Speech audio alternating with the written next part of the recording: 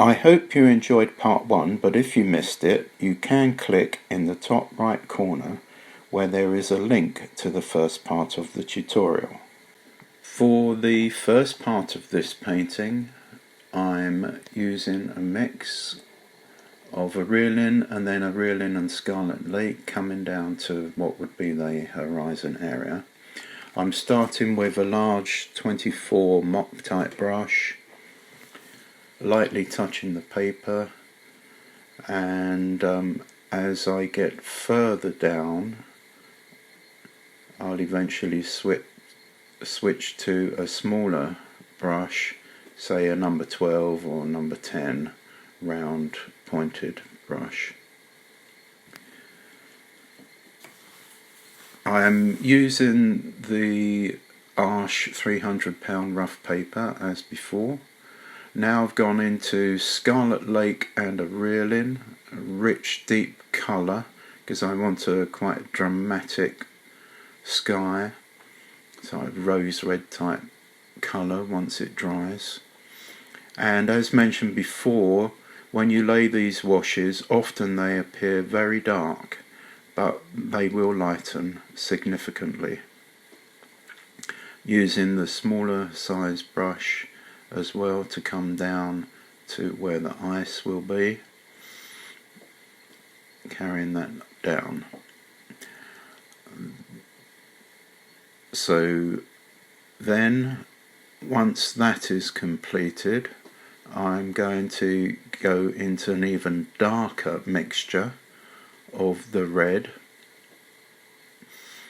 Scarlet Lake and a real-in, coming down left to right, and then use a piece of tissue to mop up the edges of the paper so that we don't get creep back, and a hairdryer to speed up the process.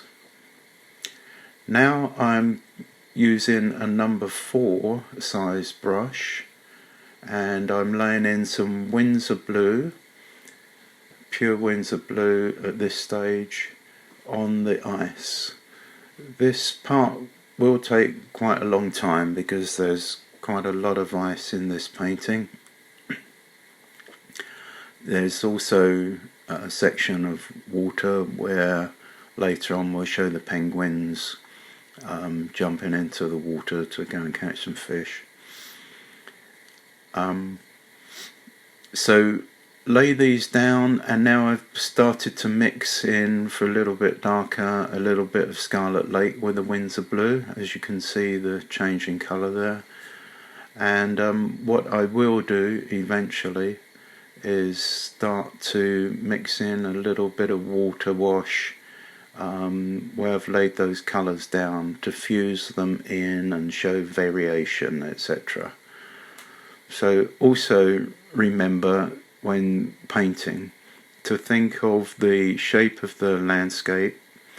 Now in this instance, of course, these ice areas, land masses and icebergs have lots of icicles coming down, and little nooks and crannies, little shapes here and there that vary tremendously. And so I'm just following those line patterns to achieve the desired effect. And here and there, of course, I am leaving light areas. So I'll flit about from place to place, adding in more depth, different variations in colour, where more light is catching some areas compared to other areas. In this section where all the penguins are running in unison in a line to dive into the water, there's this sort of overhang of ice that they're launching themselves from. So dark colours on the underside of the overhang, and then lighter area at the top where they're running.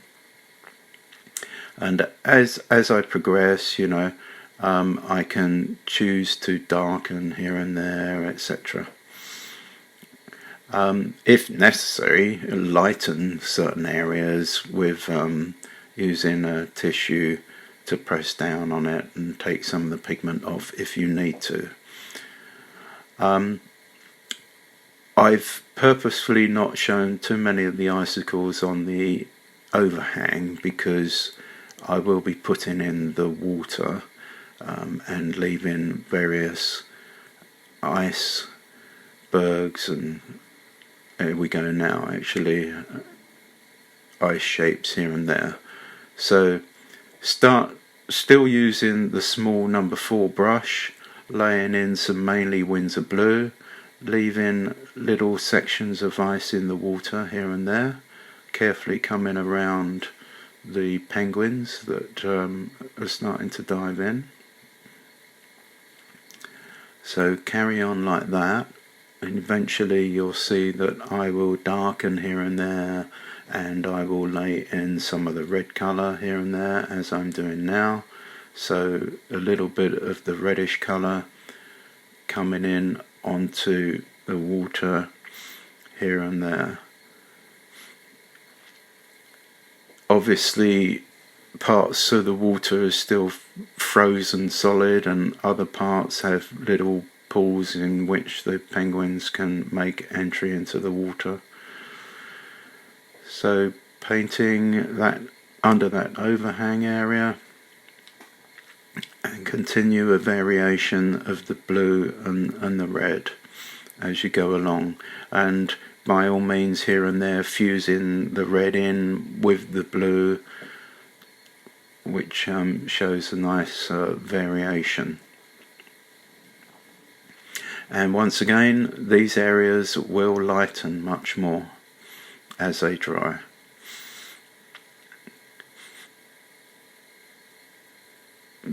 That last penguin there, or first one you could say, that's gone into the water, leave a little bit of the white around that one because of the splashes of the water that will be occurring.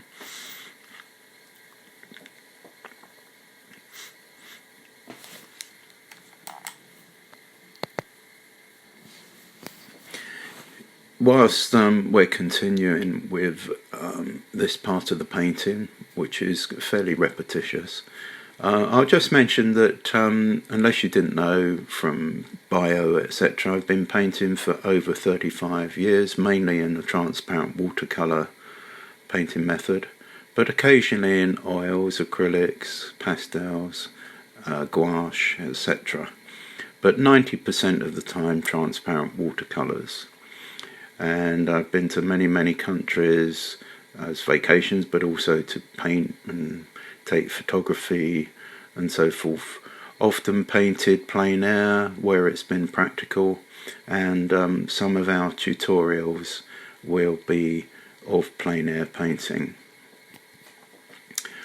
And during the course of that time, I found that most of my go-to paints have been Winsor & Newton, and the artist professional quality, and the paper, the Arches, Fabriano, papers like that. Now I'm starting to paint very carefully using a number 2 or 1 size brush, and sometimes a 0 brush, such as now, to paint in the shapes of the penguins as they're making frantically their way down. I have to laugh at this stage. Cute little things.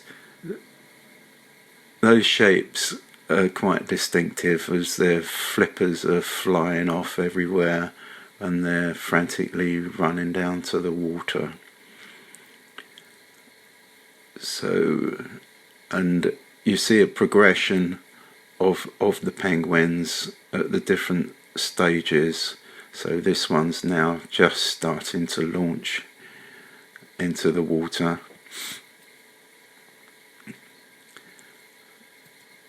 And then so on and so forth. Just be careful. That's why I've gone to such a small brush. Like I say, a 0 or 1 will do it. And because it's very fine painting, And as mentioned previously, normally, as necessary, I would move the paper around so that I can get a better angle for painting various lines, etc. But for these tutorials, I'm keeping the paper in the same place so that the video is steady and everybody can see properly. So last couple of penguins as they enter the water. See, these are quite distant, so hopefully I'm painting enough of them to be convincing as penguins jumping in the water. Not real fine detail, but sufficient to be accurate. Now I'm going to paint some of the blue ice area around the adults and the baby penguin, and this will help show them up much better. You often find that you paint in certain areas and you think, that doesn't quite work, have I got the intensity of the paint correct, etc. But then when you paint in backgrounds and neighbouring areas, it's all relative.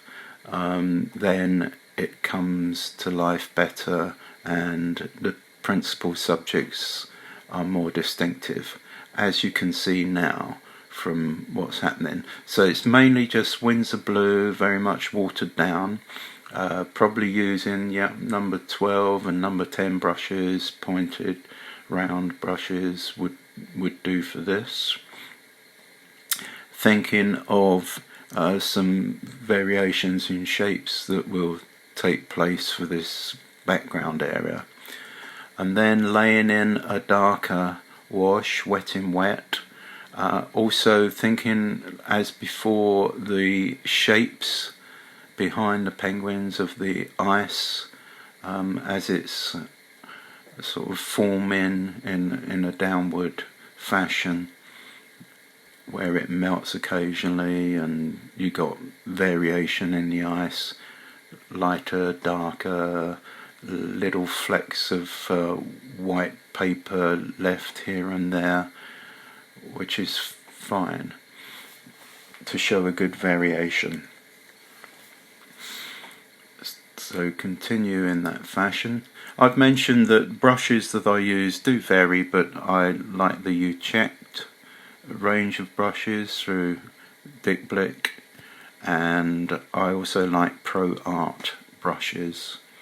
I find that they're good value for money, they last a long time, and they've got a nice springiness to them, and they hold the water well, they hold the pigment well, and that's why I mainly use those brushes. Some of my Pro Arte brushes are kept for years and years and years and still have them, and they'll still be good for certain parts of painting. And I hate to throw anything out, so if a brush becomes too worn, I can't really use it for anything anymore, then that brush can become one of the brushes that you use for mixing. I would put a bit of tape on the end of the brush, something like that, to remind me that that's the brush I use for mixing.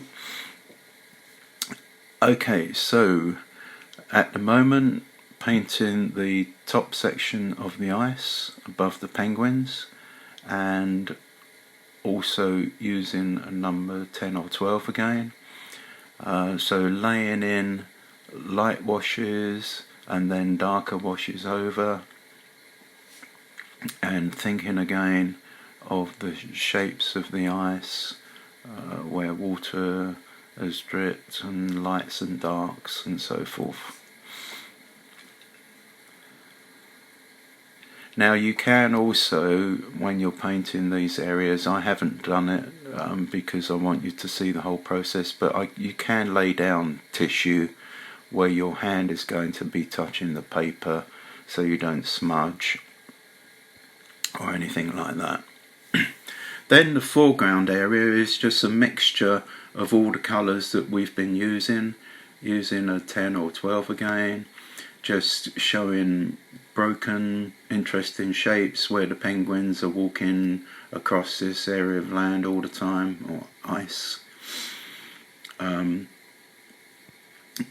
Just make it interesting shapes, then going into the large mop type brush, coming up from the bottom for the darker areas first, and putting in some of that nice sky colour to show how the ice is picking up some of that sky colour and helping you to achieve your darks in the foreground. Thanks for watching this week's tutorial. We post every week, so make sure to hit subscribe so you don't miss future videos. Please comment below with ideas for future tutorials you would like to see on this channel, and we will see which ones we can make happen. Now just finally drying off with the hairdryer here and there, and occasionally dropping in some little interesting dark shapes where the penguins have been walking across the snow. Here is the finished painting.